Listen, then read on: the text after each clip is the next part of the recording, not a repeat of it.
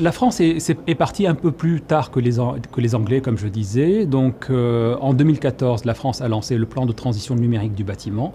Ce plan vise à accompagner les acteurs de la filière dans une meilleure compréhension des enjeux, dans des mesures qui consistent à améliorer les compétences, à développer les standards, les guides, les protocoles et les outils, de façon à permettre à l'ensemble des acteurs de faire cette transition numérique. Donc le PTNB, c'est le plan de transition numérique du bâtiment, c'est une initiative du gouvernement français pour préparer le secteur du bâtiment à l'arrivée des méthodes numériques dans leur méthode de travail et la manière de construire, de concevoir un bâtiment.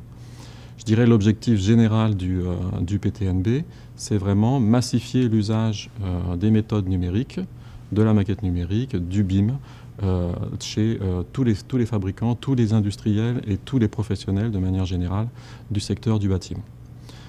La difficulté, et c'est l'ambition première du plan, c'est toucher tous les acteurs et notamment les TPE, les PME qui sont donc la majeure partie de ces professionnels du secteur du bâtiment en France. Alors un des aspects pour préparer au mieux ces petites structures à l'arrivée de méthodes numériques, c'est l'interopérabilité des logiciels que ces professionnels vont utiliser.